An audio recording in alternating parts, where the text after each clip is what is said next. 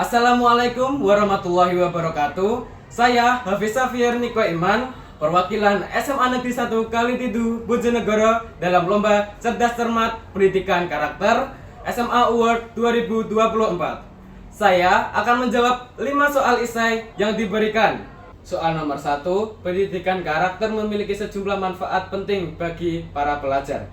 Yang pertama, mengembangkan moral, membantu siswa memahami nilai-nilai moral dan etika. Yang kedua, keterampilan sosial, meningkatkan kemampuan berinteraksi sosial dengan orang lain. Yang ketiga, kedisiplinan, mendorong siswa untuk memiliki sikap disiplin diri yang berdampak kepada studi dan perilaku mereka. Yang keempat, kepercayaan diri, mengembangkan rasa percaya diri siswa supaya lebih percaya diri saat berinteraksi sosial dengan orang lain. Yang kelima, resiliensi, membantu siswa menyelesaikan masalah-masalah dan kegagalan dalam cara yang konstruktif. Yang keenam, tanggung jawab sosial, membantu siswa supaya bertanggung jawab saat berinteraksi sosial dan membangun komunikasi yang lebih baik. Dengan pendidikan karakter yang lebih baik, pelajar dapat tumbuh menjadi individu yang lebih baik, tidak hanya secara akademis, tetapi juga dalam sikap dan perilaku sosial. Soal nomor 2, pendidikan karakter berperan penting dalam membantu individu mempertahankan integritas dan moralitas melalui yang pertama, pengembangan nilai-nilai. Contoh nyata seperti menanamkan nilai-nilai kejujuran, tanggung jawab, dan empati yang menjadi dasar perilaku moral.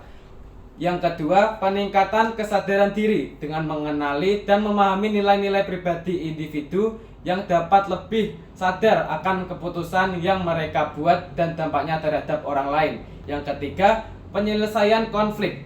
Pendidikan karakter mengajarkan keterampilan menyelesaikan konflik dengan cara yang konstruktif, mendorong individu untuk memilih solusi yang etis. Yang keempat, keteladanan lingkungan.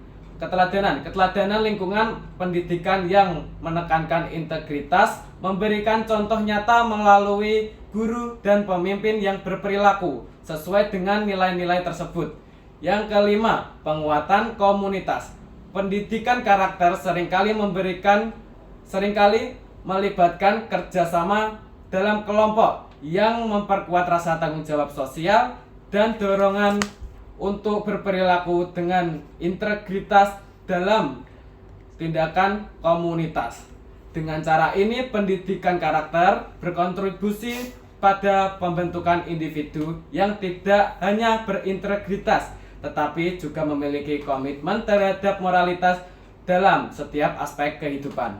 Soal nomor 3, pendidikan karakter dapat meningkatkan hubungan antar individu melalui beberapa cara, yaitu yang pertama, meningkatkan empati. Dengan memahami perspektif orang lain, individu lebih mampu bersikap empatik dan responsif, memperkuat ikatan sosial. Yang kedua, komunikasi yang lebih baik. Pendidikan karakter mengajarkan keterampilan komunikasi yang efektif, memungkinkan individu untuk mengekspresikan diri dengan jelas dan mendengarkan dengan baik. Yang ketiga, kepercayaan. Nilai-nilai seperti kejujuran, integritas membangun kepercayaan yang menjadi fondasi hubungan yang kuat dan sehat. Yang keempat, kerjasama. Melalui kerjasama dalam proyek atau kegiatan kelompok, individu belajar bekerja sama melalui saling menghargai dan menyelesaikan perbedaan dengan cara yang konstruktif. Lalu yang kelima, resolusi konflik. Pendidikan karakter mengajarkan cara menyelesaikan konflik secara damai, membantu individu menjaga hubungan meskipun terjadi perbedaan antara individu lain. Dengan cara ini, pendidikan karakter berkontribusi pada interaksi yang lebih produktif dan harmonis di antara individu.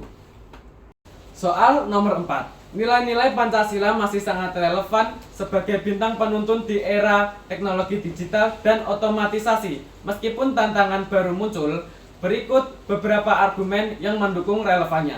Kemanusiaan yang adil dan beradab. Dalam era di mana teknologi dapat memperbesar kesenjangan sosial, Pancasila mengingatkan kita untuk memperhatikan kesejahteraan semua orang dan menegakkan keadilan. Persatuan Indonesia.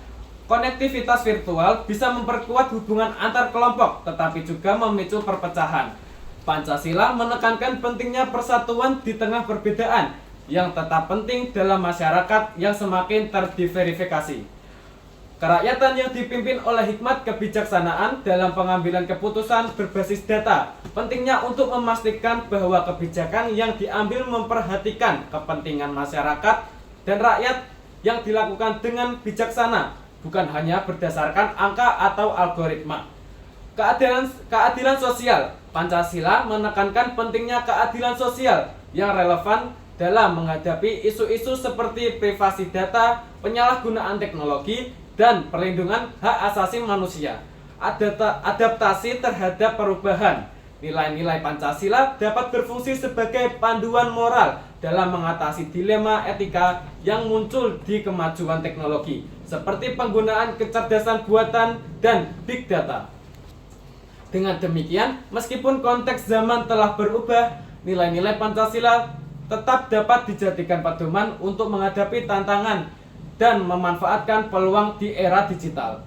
Soal nomor 5. Sebagai generasi muda, tantangan di masa depan akan semakin kompleks. Untuk menjaga Pancasila sebagai benteng utama, ada beberapa langkah konkret yang bisa dilakukan, yaitu yang pertama, edukasi dan kesadaran.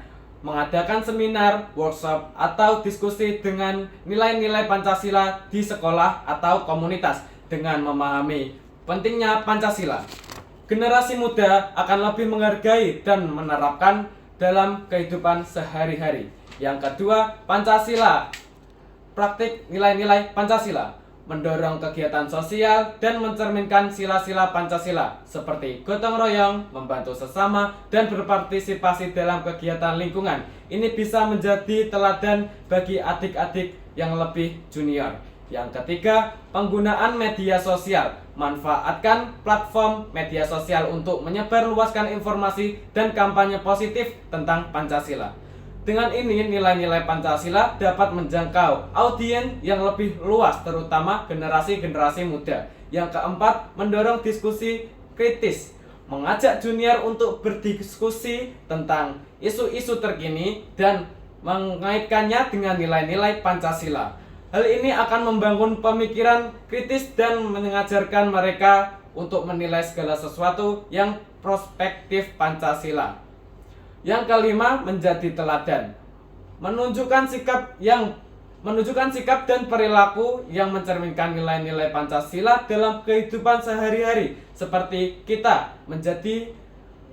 contohnya kita menjadi contoh yang baik untuk adik-adik dan junior yang akan terdorong untuk mengikuti jejak kita. Dengan langkah-langkah ini, kita tidak hanya menjaga Pancasila, tetapi juga menciptakan generasi yang sadar akan identitas dan tanggung jawab mereka sebagai penerus bangsa. Demikian jawaban dari saya. Apabila ada kekurangan, akan saya perbaiki di lain kesempatan. Terima kasih. Wassalamualaikum warahmatullahi wabarakatuh.